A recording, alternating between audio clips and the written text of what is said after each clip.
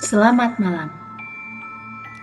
Saat dunia mulai sunyi dan sebagian orang memilih untuk memejamkan mata, ada kisah-kisah yang justru terbangun. Kisah yang tidak tercatat, tidak ingin diingat, tapi pernah benar-benar terjadi. Cerita yang mungkin terdengar mustahil, sampai kamu menyadari bukan hanya kamu yang sedang mendengarkan malam ini. Dengarkan dengan lampu redup, jangan sendirian, dan pastikan pintu rumahmu sudah terkunci. Tempat di mana kisah nyata yang terpendam akhirnya berani bersuara. Ini bukan cerita karangan, ini pengalaman nyata.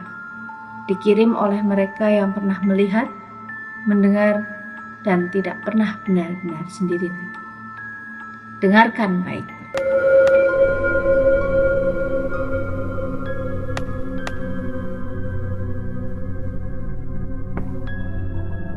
Ini terjadi sekitar tahun 2022, saat saya dan suami sedang berada di kondisi sulit. Kontrakan lama sudah habis masa sewanya. Tabungan menipis. Dan kami harus segera mencari tempat tinggal baru untuk kami dan anak kami yang waktu itu masih kelas 2 SD. Kami menemukan sebuah rumah kontrakan dengan harga yang sangat murah. Rp2.500.000 untuk 1 tahun. Awalnya kami senang, karena rasanya seperti mendapat keberuntungan. Tanpa pikir panjang, kami langsung survei. Rumahnya berada di ujung jalan kecil, agak masuk dari jalan utama. Tidak ada rumah tepat di sebelahnya. Di kanan hanya kebun kosong, dan di belakang ada rumpun bambu yang tumbuh rapat. Saat pertama masuk, entah kenapa saya merasa tidak nyaman. Udara di dalam ruangan terasa dingin, meskipun siang hari. Tapi suami saya berkata mungkin itu hanya perasaan, karena rumah sudah lama kosong. Akhirnya kami langsung membayar setahun. Malam pertama terasa normal. Kami terlalu lelah setelah pindahan dan langsung tertidur. Sekitar tengah malam, saya terbangun karena suara ketukan dari arah dapur. Pelan, berirama. Awalnya saya pikir itu tikus atau kayu yang memuai karena perubahan suhu. Tapi suara itu seperti seseorang mengetuk meja dengan jari. Suami saya masih tertidur lelap. Saya tidak berani keluar kamar. Tiba-tiba suara berhenti. Lalu terdengar langkah kaki. Pelan, diseret, seperti seseorang berjalan tanpa tenaga. Langkah itu tepat berhenti di depan pintu kamarku. Dan setelah itu, sunyi. Hari kedua, anak saya tiba-tiba menolak masuk dapur. Dia berkata, Ma, ada Om berdiri di situ. dia menunjuk ke arah dapur. Omnya kotor, bajunya robek. Kami tidak pernah membahas hal mistis di depan anak. Jadi ucapannya membuat saya langsung merinding. Beberapa hari kemudian, suami saya mulai sering gelisah saat tidur. Dia mudah marah tanpa alasan. Suatu malam, saya terbangun dan melihat dia duduk tegak di ranjang. Matanya terbuka, tapi kosong, Ada yang manggil. katanya pelan. Saat saya tanya siapa, dia hanya menunjuk ke arah dapur. Kejadian aneh semakin sering. Lampu dapur sering mati sendiri, keran air tiba-tiba menyala tengah malam, piring yang sudah dirapikan berpindah posisi, dan beberapa kali saya mendengar suara langkah di atap. Bukan suara kucing, langkahnya terlalu berat.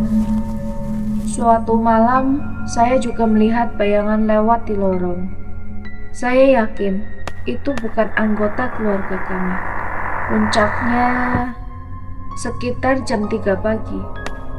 Anak saya tiba-tiba menjerit keras. Kami berlari ke kamarnya. Dia duduk di pojok ranjang sambil menangis. Dia berdiri di pintu. Dia marah. Dia bilang ini rumahnya.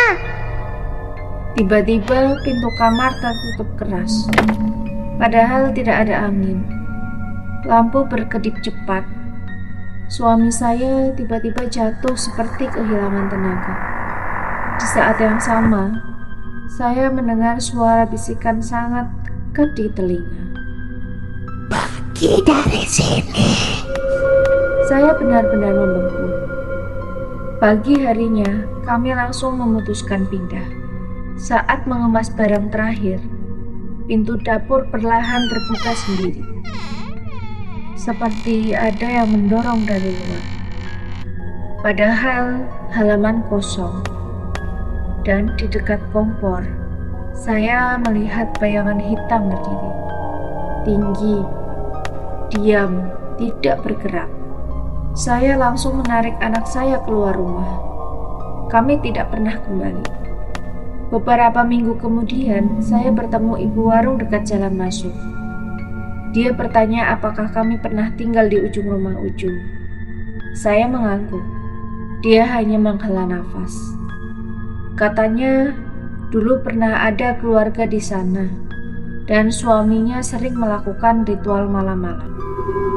Setelah itu, mereka menghilang, dan rumahnya itu sering kosong karena penghuni tidak pernah betah lama. Sejak saat itu saya paham, harga murah bukan selalu berarti rezeki. Kadang itu peringatan.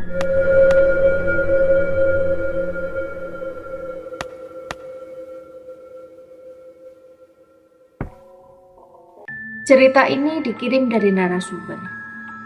Kalau kamu pernah mengalami kejadian yang sampai sekarang masih membuatmu terbangun di malam hari, jangan simpan sendiri. Kirimkan ceritamu kepada kami. Kami akan membacanya. Malam semakin larut, dan cerita kita berhenti di sini. Tapi ingat, tidak semua kisah berakhir ketika suara ini menghilang. Ada yang memilih untuk tinggal, menunggu, sampai kamu lengah. Jika malam ini kamu mendengar suara aneh, langkah kaki di belakangmu, atau pintu yang tiba-tiba berderit, jangan langsung menoleh. Bisa jadi bukan siapa-siapa. Aku pamit, sampai bertemu di kisah berikutnya jika kamu masih berani mendengarkan. Selamat malam.